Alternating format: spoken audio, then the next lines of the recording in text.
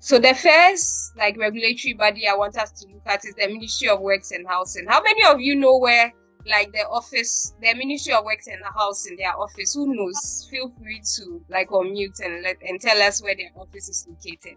I believe a lot of you are familiar with that route, right? Before you hit the first traffic lights, they are on your right hand side. That is where the Ministry of Works and Housing is located. So I hope that next time when you are using that route, you pay attention to it. Probably one day you need their services. Don't wait to be in hot soup before you find out where they are.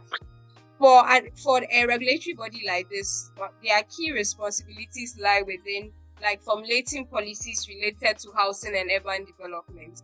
They also oversee housing projects and ensure the provision of affordable housing. We'll come back to the affordable housing later. There are some key agencies under the Ministry of Works and Housing. We have the Ghana Housing Authority. We also have the Public Works Department. With the Ghana Housing Authority, they are responsible for implementing housing policies and they manage government housing projects. I believe that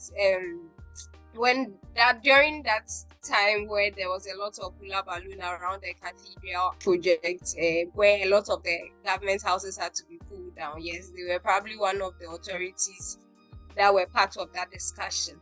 And then there's also the Public Works Department. They are also responsible for the construction and maintenance of government buildings and infrastructure.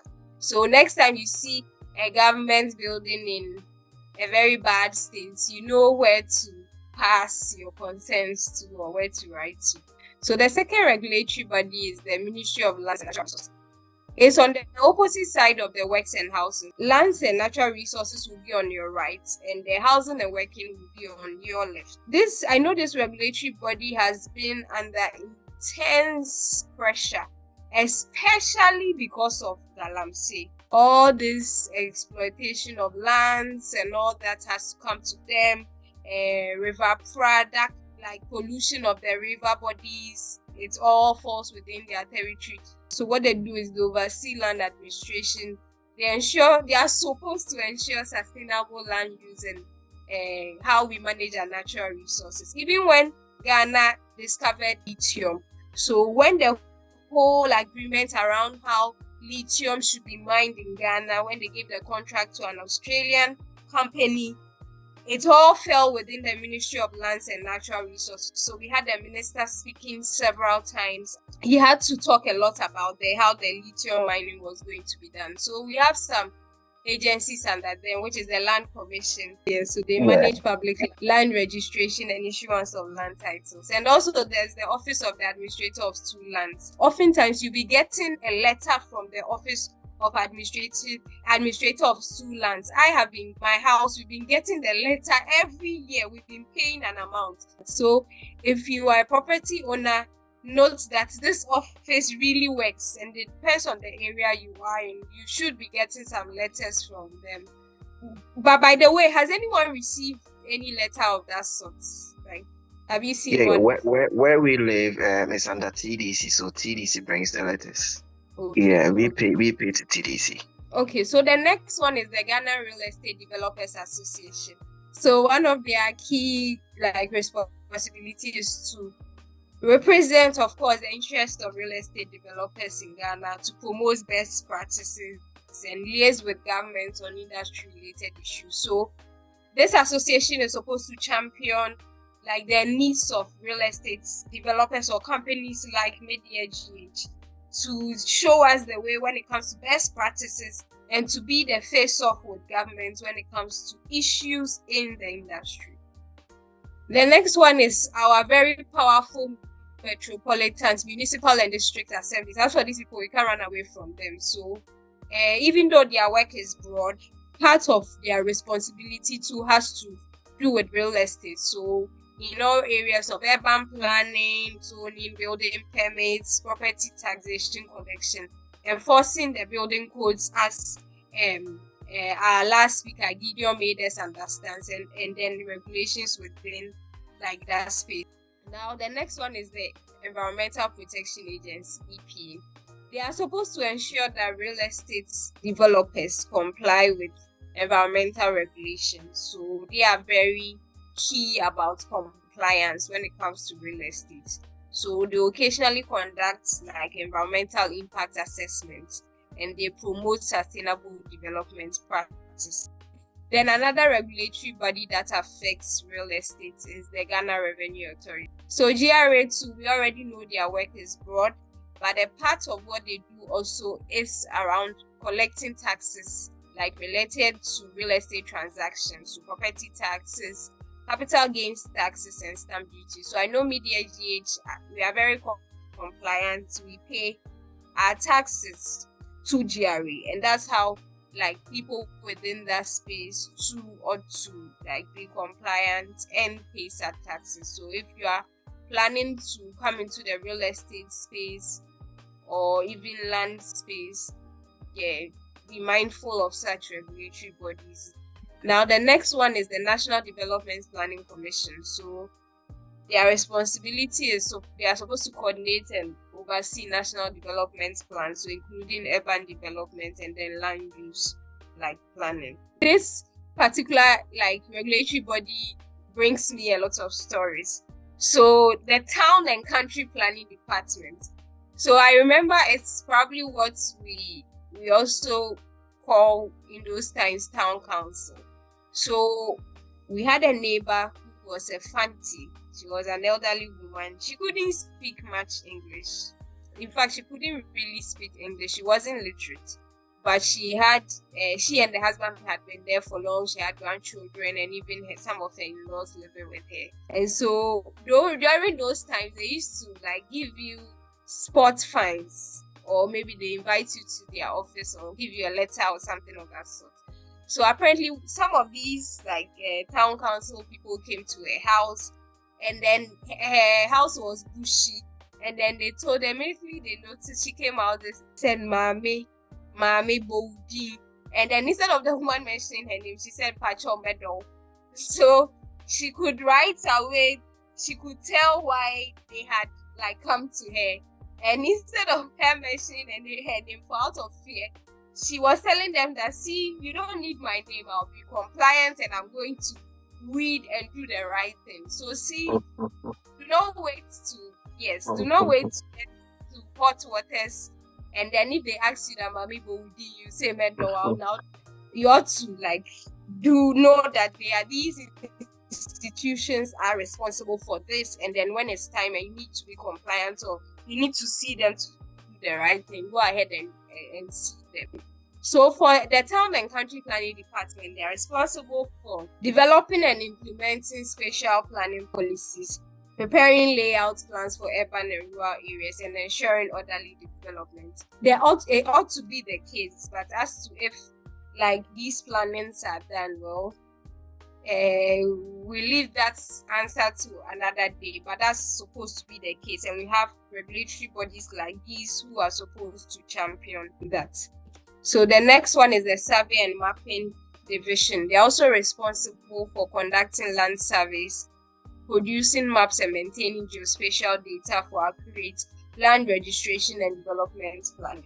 So I have never seen a land survey before, neither have I participated in one before. But David, have you ever participated in a land survey before? Yes.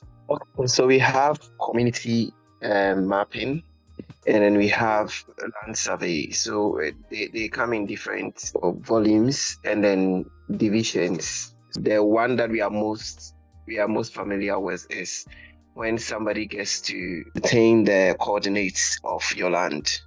But then I've been involved in like getting a mass land, and then we taking that land and putting it on the general plan of the community or the government to see where the roads are, where schools are, where hospitals are, where accommodations are. Yeah, so who conducted that survey? It's the Survey Mapping Division in Lands Commission. Okay, exactly. So that means David can attest that indeed we have the Survey and Mapping Division that is responsible for conducting land surveys, and he has participated in one of them before. All right. So another like very key organization that also like affects real estate, I think we need to give GIPC its flowers, because it has really done a lot when it comes to facilitating and promoting like foreign investment. I actually know of a friend who lives like in the UK, but had mentioned to me like some of the road shows. So JIPC has been very strategic in like attracting the diasporans to come and invest in Ghana. So they like offer a lot of incentives, I think tax waivers and holidays to be able to get all these like diasporans to come and invest in Ghana. And one sector that has benefited from this is the real estate, because through the activities, the road shows that are being done by GIPC, yes, it has helped to promote and facilitate foreign investment in the real estate sector. I remember one time I read an article about some Italian like real estate company that was coming like to Ghana, and I believe there have been other ones too, like as a result of some of the initiative by GIPC. Some mighty real estate companies outside Ghana have begun to see this place as an attractive space, and are like coming to set up, are buying acres of land, and like are actually driving the real estate sector here in Ghana. So right now so far we've been looking at government policies that affect real estate in Ghana. So firstly, we tested our knowledge on what we know like within the real estate space, what we felt was a myth and what we felt was the truth. Then we went straight to look at, when we talk about real estate, what exactly does it cover? Because it's a broad theme, so we needed to know what goes into real estate. When we say real estate in Ghana, exactly what does it cover? Okay, and then we've also looked at some of the regulatory bodies. Some we even did not think like existed, or some that we thought were not working well. We've been able to figure out that they're actually working and they're actually there. So do not be like the lady who, they said Mami Bodi, she said Medal, don't wait like for you to find yourself in trouble before you seek like assistance from these regulatory bodies. It's good to know them ahead of time and to know where to go to when you need a particular need. So now let's check, or let's find out what these government, we've looked at the bodies, so what are these whole government policies that like impacts the real estate sector in Ghana? So one act, of course, when it comes to land tenure registration, that you need to be abreast with, if this is an industry you are hoping to get into or you are already in, is the Land Title Registration Act. The Act 1986, the PNDCL Act 152. So the aim of this act is to streamline and simplify the land registration process, providing more secure land tenure. This helps to reduce disputes and improve confidence among real estate investors. So you can find this act on the Land Commission website, or you could just Google and get access to it. We also have the Customary Land Secretariat. So they help formalize the management of customary lands, ensuring proper documentation and reducing conflicts. I remember I think I went for a meeting at the office also, where we were discussing if there are land disputes, what should be like the first point of action before maybe like you refer it to like the higher authorities. So there was that question, like anybody to like guess or to provide the suggestion before we continue. I think they go to the local authorities. Maybe it could be the chieftaincy, or if they have the local courts. Right. So that was what the person said, that usually the first point could be the chiefs. However, David, my follow-up question would be, in the cases where correct me if I'm wrong, is land commission in all the regions in Ghana, especially after the expansion of the regions to 16 regions? Is that the case? No, in all the 16 regions. I think they are in the 10 original regions. 10 original. Yes, because so then David, based on this, my next question to you would be, so in instances where the chiefs themselves are the perpetrators of this community, what's next then? Yeah, then it has to be escalated to, normally it becomes a civil issue. Maybe it could be a fraud issue, which should be handled by the police and then turned over to the courts, either the high court or high court, Supreme Court, whichever. And the Lands Commission will come in to support with the necessary documents. So the next one is the housing policy. So we have the national housing policy. When you are going to the Volta region, if you use the central road, have you seen those abandoned houses like over there? I've gone there. I've entered before, yeah. So can you tell us like what your first like sentiments were? Like, I mean, these were nice structures from afar. Like, how do you feel? Like, I mean, we have a lot of homeless people, but seeing those buildings like abandoned and all that, what comes to your mind? It's a very sad situation because these were, if they were not completed, almost completed, because they were furnished, they have spaces, the roads are done. It's 2-bedroom, 3-bedroom, single rooms, and they are nicely done, nicely demarcated, and it's abandoned, and people are just stealing the things there. So it's very sad. It's a sad situation, and nobody seems to care. Exactly. Anybody who has used that stretch and wants to comment about those houses, what I know is it's more of a play of politics. So this political party started it, and this party is in power and doesn't want to like complete it, and that's whole hula balloon and saying that the actual pricing was more than what ought to have been used. For me, that's how, from what I read, yes, it's a bit of a political play. But David could like correct me if I'm wrong or add to it. No, that's exactly it. One political party started, the other came, and he didn't want to continue or inaugurate it. So it's gathering dust since 2016. So the new government decided that he wouldn't have anything to do with it.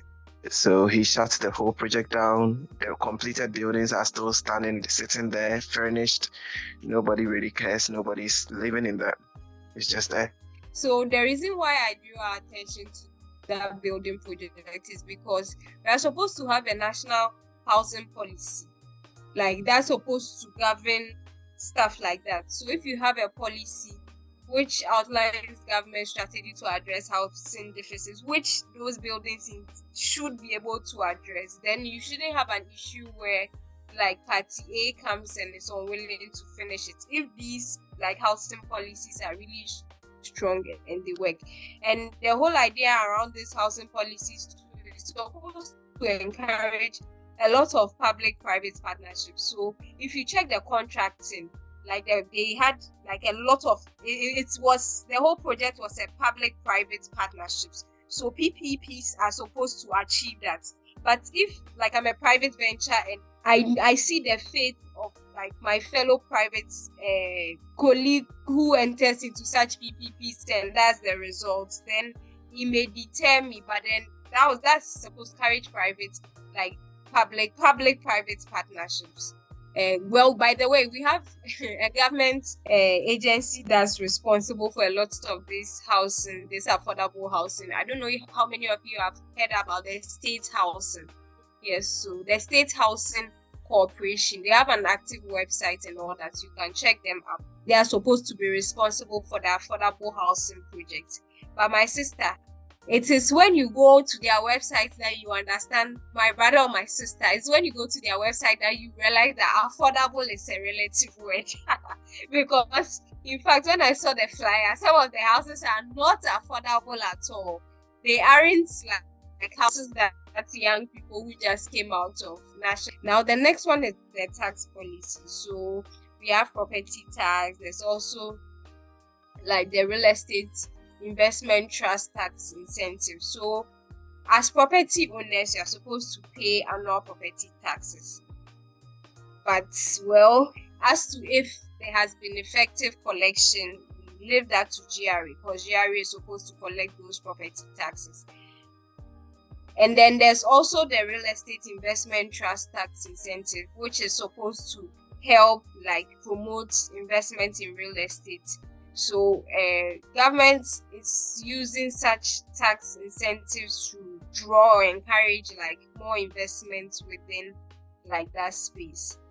The next one is the anti-money laundering laws. So I don't know, it could be a myth, however I believe it's more of truth than myth.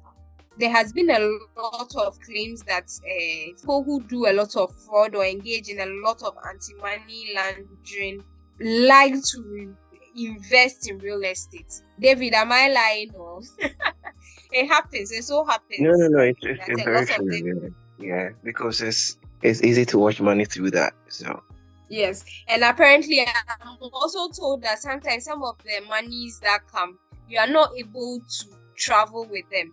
So the only way to be able to still like utilize it is to venture into real estate. So it's either you see a lot of them buying so many cars or buying lands and properties all over. So it's been noted as a very like hot area for money laundering and fraudulent activities. So we have some government policies around anti-money laundering laws, which are supposed to help ensure that the real estate does not become like a very attractive space for fraudulent activities, thereby helping the industry maintain like a level of integrity and attractiveness to genuine like investors. The next policy I'd like to discuss is the regulation and compliance. Obviously, the building regulation and codes, which our architects spoke extensively about. These building codes are necessary for our safety, for our quality and environmental sustainability in construction, which I remember one time I had a conversation with the architect and he was telling me that they usually produce permits on these buildings for a reason, because you need to be sure that you have permits for where you are building, as they need to check for other things. But it happens that you see a lot of produce permits on the wall. The next minute you come, they've already completed the project and there's nothing you can do about it. And there are other people too like do some of these buildings inside their house and probably have 4 or 5 dogs. So if you are working with the land commission, there's no way you can enter to go and ask for permits or something. But however, these building regulations and codes are very important. You guys have noticed that Ghana has been, like when it comes to the rainy season, there has been a lot of issues like around flooding, where people are building waterways because David had mentioned architectural design. Somebody had mentioned architectural design or plans in one of their statements. People don't really get these necessary codes and permits. Today, we had posted a video about a lady whose room was flooded. Point sure that you have those necessary building regulations and codes so that you don't end up being overwhelmed by a lot of away. The next government policy we want to look at is what the one that EPA does when it comes to the environmental impact assessment. So if you happen to sign on huge real estate projects, make sure that such EIAs are done. It's very necessary for large-scale developments so that we are able to assess and mitigate potential environmental impacts. Now, somebody will say, why these policies? So we've looked at a lot of these policies. Why are they important at all? So the first reason is they are necessary for economic stability and growth. And this is not just like something that's done in only Ghana. It's done all over the world. Every country has policies that affect their real estate industry. And one of the reasons they do this is because to ensure economic stability and growth. If not, one day, if these taxes are not in place, like for instance, the property taxes, the revenue generated from such taxes are what contributes to nation building. These are the same monies that are used to construct good roads for us. They are also pushed into other areas. And when you check our revenue, like streams. You could see that real estate is like a very booming sector that helps to push the economy. We can't talk about Ghana's economy without talking about its real estate industry, because it contributes a major part to our economy. So yes, that is why we need such policies. And number 2, housing affordability. Yes, like for instance, the affordable housing, the national housing policy is supposed to help us get housing, affordable houses. Look at the abandoned projects we talked about. If really these policies are in place, people will be able to get affordable houses like to live in, and would not have to break the bank or steal or do multiple jobs to be able to afford like houses. The government should be very, very deliberate about getting like cheaper accommodation options, because this rural urban migration is not going to stop now. It's everywhere in the world. The capital towns are flooded. It's normal. So what we ought to do is to see how we can improve on our existing like facilities. And one of the ways to go about it is if we are able to put in place policies that allow affordable housing.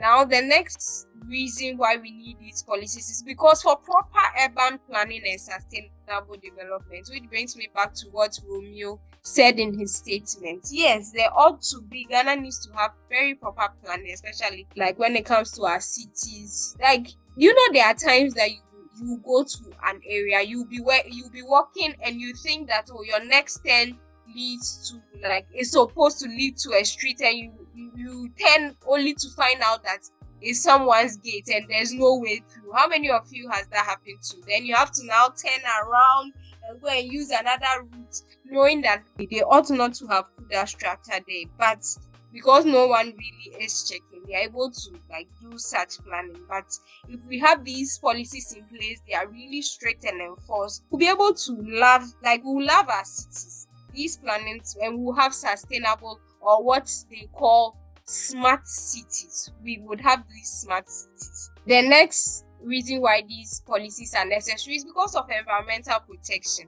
Like we'll be able to protect our water bodies like River Pra or Fane and the likes being restored. Like in this forest should not be mined for lithium or any magnesium or any other thing. We should be able to like have these policies in place that protect our environment. As you know that they said the day that's the last tree dies, that's the day that the last matsu dies. So these protections are needed. Now the other reason is the legal and regulatory framework. I say that sometimes if these like policies are not in place, a lot of people will be cheated out of things. It's like somebody's statement who said that can government, I think it was Annette's statement where she mentioned that can government just have access to any land and say that this is a state land or something, and so you should evacuate. So not even using the government example, but then without these legal and regulatory frameworks, people will be cheated out of their lands. That's why these land titles and documentations are very important. And I would like to use this platform to encourage you that if you're a young person, you have a land, do well to do the land documentations and title, because it is in such instances when somebody comes and lays claim on those land, at least you have your land title and documentation to show. And I've been with Media GH for all this while, and I can attest to the fact that a lot of the lands that Media GH sells are authentic lands, and they can also guide you and help you to be able to get your land title so that you are free from any tussle, any legal and regulatory tussle, because Media GH will help you to be able to go through the right process to get your land title after the purchase of your land. Time to the court and laws at all. So yes, these policies are there to help. Lastly, I want on this call, we are interested in Simon Sinek is the author of the thing. He's written a lot of leadership. He also wrote this book, Leaders Eat Last. Really, really love his book. So he mentioned the scenario. Like I said, a lot of you here are either in real estate, like hoping to get into real estate or are just interested. I heard concepts was introduced by Simon Sinek, where he said he had an opportunity to be in a strategic session meeting, like for two popular companies, that's Apple and Microsoft. And then he noticed that Microsoft spent a lot of their strategic session looking at how they could beat Apple with their products. However, when he went to the Apple strategic session, he realized that Apple rather spent a lot of their, let's say 50% of their time, their strategic session time, thinking about the next big thing they can do to hit the industry. So see two giant companies and see where each of them focuses. So I throw this question back to all of us. If you are within the real estate sector, or you are planning to have a real estate business, or you just head sector, and instead of what Microsoft did, trying to outwit their competitors, rather look at how you can always be ahead in the market. So I believe webinars like this give us information that make us to be one step ahead in the market, rather than thinking about how to beat our competitor in the real estate industry. I am not saying that do not be aware of what your competitor does. That would be a fallacy on my part. You ought to know what your competitor is doing, but they should not consume the most of your time. You shouldn't spend 90% of your time thinking about your competitors and spending 10% at how you can grow their business. Rather, spend a lot of time thinking about how you can be the lead within the industry. I hope today's session, where we've learned about some government policies that affect the real estate industry, can put you one step forward for your future plans for the industry, or even if you are in it already, it has been able to refresh your memory on the existing knowledge you know about the sector. Thank you, everyone.